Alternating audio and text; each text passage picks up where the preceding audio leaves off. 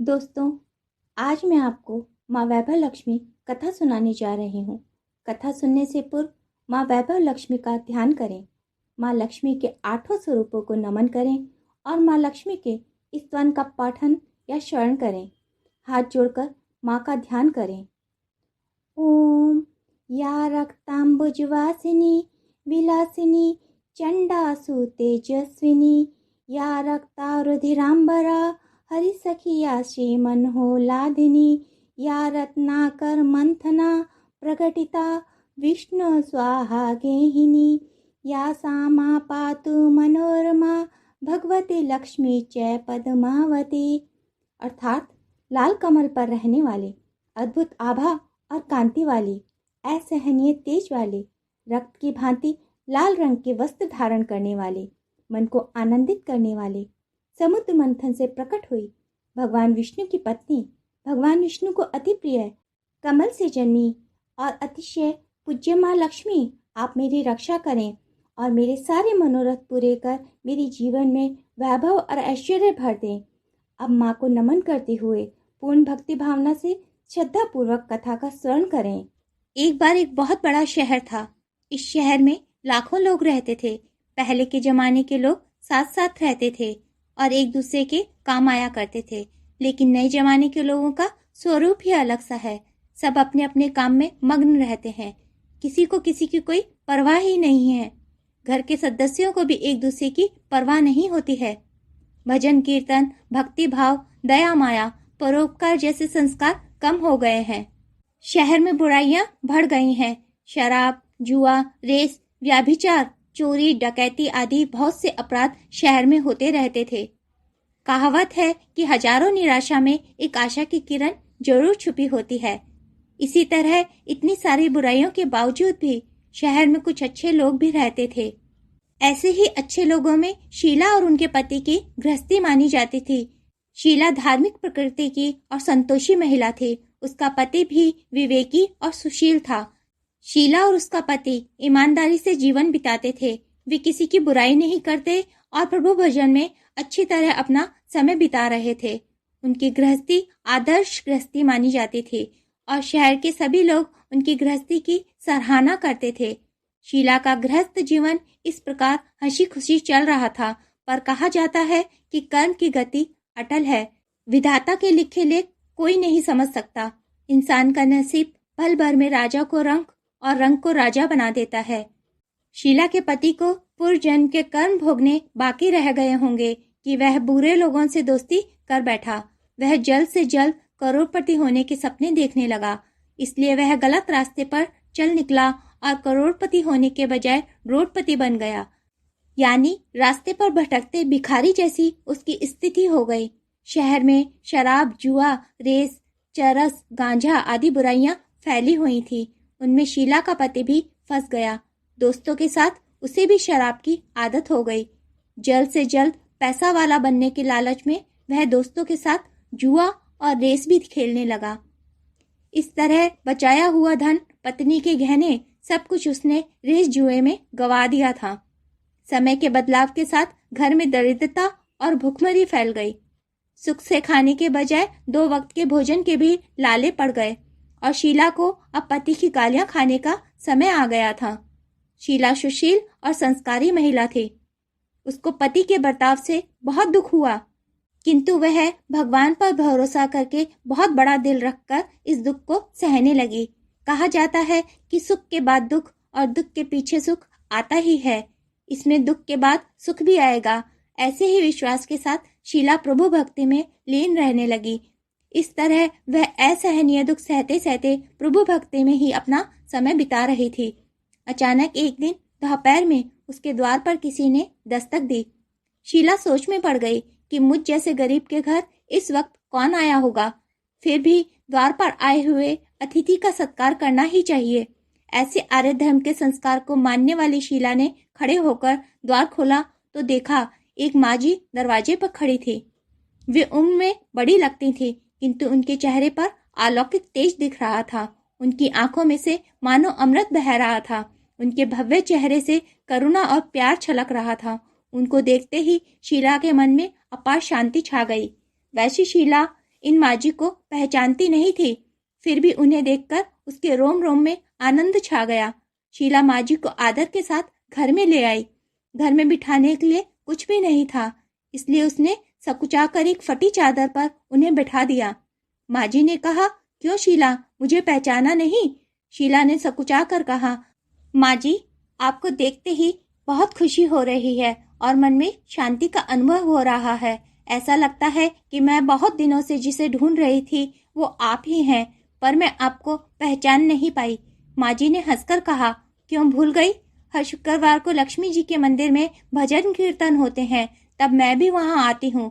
वहां पर हर शुक्रवार को हम मिलते हैं। पति जब से गलत रास्ते पर चला गया था, तब से शीला बहुत दुखी हो गई थी और दुख की मारी वह अब लक्ष्मी जी के मंदिर में भी नहीं जाती थी। भारी लोगों के साथ नजरें मिलाने में उसे शर्म महसूस होती थी। उसने दिमाग पर जोर दिया, पर वह माजी उसे याद नहीं आ पा रही थी। तभी माजी ने कहा कि तू लक्ष्मी जी के मंदिर में कितने मधुर भजन गाती थी। अभी तू कई दिनों से दिखाई नहीं दी, तो इसलिए मुझे लगा कि कहीं तू बीमार तो नहीं हो गई है। यही सोचकर मैं तुझसे मिलने चली आई हूँ। माजी के अति प्रेम भरे शब्दों से शीला का हृदय पिघल गया। उसकी आंखों में आंसू आ गए। माजी के सामने वह बिलक बिलक कर रोने लगी। यह देख माजी शीला के नजदीक आई और उसकी पीठ पर प्यार भरा हाथ फेरकर उसे सांत्वना देने लगी।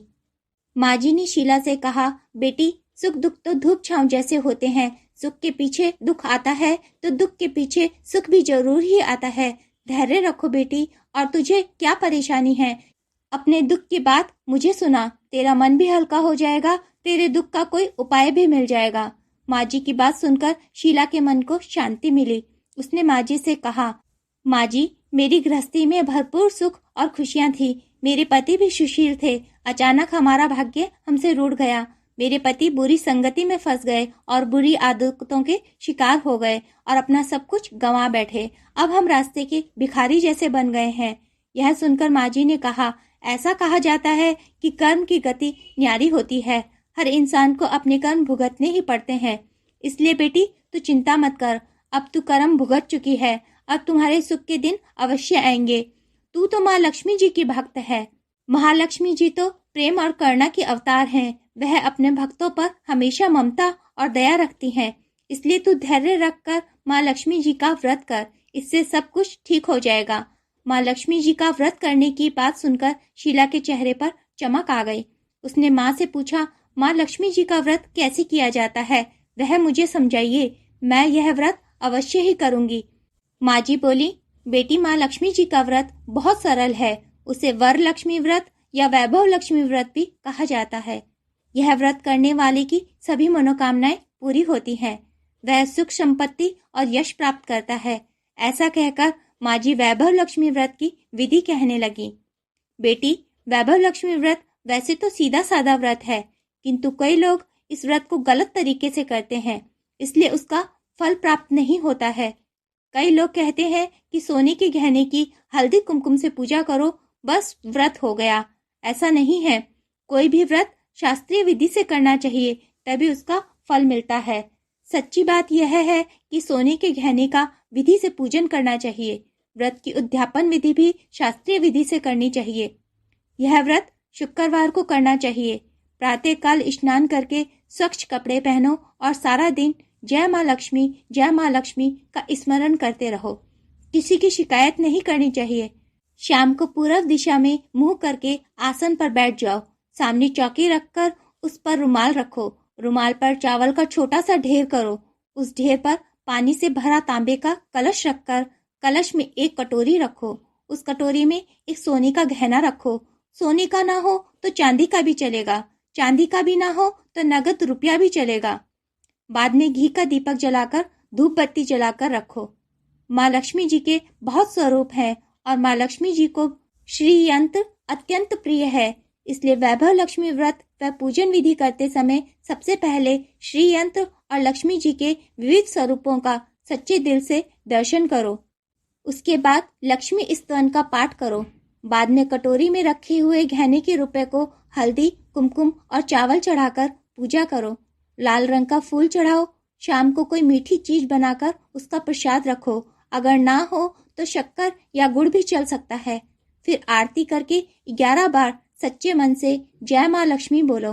बाद में 11 या 21 शुक्रवार व्रत रखने का दृढ़ संकल्प माँ के सामने करो और आपकी जो मनोकामना हो वह पूरी करने की माँ लक्ष्मी जी से विनती करो।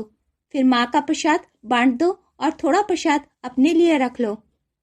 अगर आप में शक्ति हो तो सारा दिन उपवास रखो और सिर्फ प्रसाद खाकर शुक्रवार का व्रत करो। यदि शक्ति ना हो तो एक बार शाम को प्रसाद ग्रहण करते समय भोजन कर लो। अगर थोड़ी शक्ति भी ना हो तो 2 बार भोजन भी कर सकते हो। बाद में कटोरी में रखा गहना या रुपया ले लो। कलश में रखा जल किसी पौधे में डाल दो और चावल पक्षियों को डाल दो। इस तरह शास्त्रीय विधि से व्रत करने से उसका फल अवश्य ही प्राप्त होता है। इस व्रत के प्रभाव से सब प्रकार की विपत्ति दूर होकर आदमी धनवान बन जाता है। संतान ना हो तो संतान प्राप्त होती है। सौभाग्यवती स्त्री का सौभाग्य अखंड रहता है। कुमारी लड़की को मन भावन पति प्राप्त होता है। शीला यह सुनकर प्रसन्न हो गई। फिर पूछा, माँ जी, आपने वैभव लक्ष्मी व्रत की जो शास्त्रीय विधि बताई है वैसे तो मैं व्रत अवश्य ही करूंगी, किंतु उसकी उद्यापन विधि किस तरह करनी चाहिए यह भी कृपा करके बता दीजिए। माँ जी ने कहा, 11 या 21 जो मन्नत मांगी हो उतने शुक्रवार यह वैभव लक्ष्मी व्रत पूरी श्रद्धा और भावना से करना चाहिए। व्रत के आखिरी शुक्रवार को खीर का नैवेद्य रखो। पूजन हर शुक्रवार को जैसे करते हैं वैसे ही करना चाहिए। पूजन विधि के बाद श्रीफल फोड़कर और कम से कम 7 कुंवारी या भाग्यशाली स्त्रियों को कुमकुम का तिलक करके वैभव लक्ष्मी व्रत की एक पुस्तक उपहार में देनी चाहिए। सबको खीर का प्रसाद देना चाहिए। फिर धन लक्ष्मी स्वरूप, वैभव लक्ष्मी स्वरूप महालक्ष्मी जी की छवि को प्रणाम करें। माँ लक्ष्मी जी का यह स्वरूप वैभव देने वाला है। प्रणाम करके मन ही मन सच्चे मन से माँ की प्रार्थना करते समय कहिए कि हे माँ धन लक्ष्मी, हे माँ वैभव लक्ष्मी, मैंने सच्चे हृदय से आपका व्रत पूर्ण किया है। हे माँ, आप हमारी मनोकामनाएं पूर्ण कीजिए, हम सबका कल्याण कीजिए। जिसे संतान न हो उसे संतान देना, सौभाग्यशाली स्त्री का सौभाग्य अखंड रखना, कुंवारी लड़की को मन भावन पति देना। आपका यह चमत्कारी वैभव लक्ष्मी व्रत जो करे उसकी सभी विपत्तियां दूर करना, माँ सबको सुखी करना। हे माँ, आपकी महिमा अपरंपार है। माँ जी के मुंह से वैभव लक्ष्मी व्रत की शास्त्रीय विधि सुनकर शीला भाव विभोर हो उठी। उसे लगा मानो सुख का नया रास्ता मिल गया हो। उसने आंखें बंद करके मन ही मन उसी क्षण संकल्प लिया कि हे वैभव लक्ष्मी माँ, मैं भी माँ जी के कहे अनुसार श्रद्धा पूर्वक शास्त्रीय विधि से वैभव लक्ष्मी व्रत 21 शुक्रवार तक करूंगी और व्रत की शास्त्रीय रीति के अनुसार उद्यापन भी करूंगी।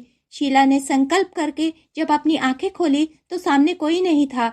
वह हैरान हो गई कि माँ जी कहाँ गईं। वह माँ जी और कोई नहीं बल्कि साक्षात लक्ष्मी जी ही थी।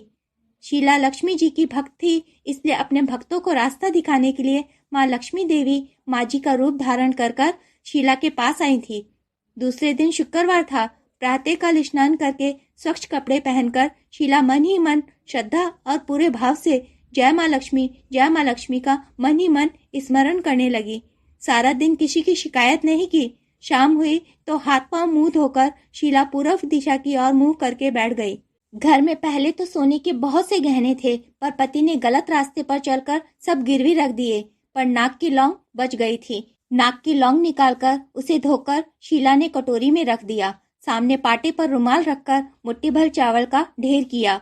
उस पर तांबे का कलश जल भर कर रखा। उसके ऊपर लौंग वाली कटोरी रखी। फिर विधि पूर्वक वंदन स्तवन पूजन वगैरह किया और घर में थोड़ी शक्कर रखी थी, वह प्रसाद में रखकर वैभव लक्ष्मी व्रत किया। यह प्रसाद उसने पहले पति को खिलाया। प्रसाद खाते ही पति के स्वभाव में फर्क पड़ गया और उस दिन उसने शीला को मारा भी नहीं, सताया भी नहीं। शीला को बहुत आनंद हुआ। उसके मन में वैभव लक्ष्मी व्रत के प्रति श्रद्धा बढ़ गई। शीला ने पूर्ण श्रद्धा भक्ति से 21 शुक्रवार तक व्रत किया। 21वें शुक्रवार को विधि पूर्वक उद्यापन विधि करके 7 स्त्रियों को वैभव लक्ष्मी व्रत की 7 पुस्तकें उपहार में दे दी। फिर माता जी के धन लक्ष्मी स्वरूप की छवि को वंदन करके भाव से मन ही मन प्रार्थना करने लगी। हे माँ धन लक्ष्मी, मैंने आपका वैभव लक्ष्मी व्रत करने की मन्नत मांगी थी। यह व्रत आज पूर्ण किया है। हे माँ, मेरी हर विपत्ति दूर करो, हम सबका कल्याण करो। जिसे संतान न हो उसे संतान देना, सौभाग्यवती स्त्री का सौभाग्य अखंड रखना, कुंवारी लड़की को मन भावन पति देना। जो कोई आपका यह चमत्कारी वैभव लक्ष्मी व्रत करे उसकी सब विपत्ति दूर करना, सबको सुखी करना। हे माँ, आपकी महिमा अपरंपार है।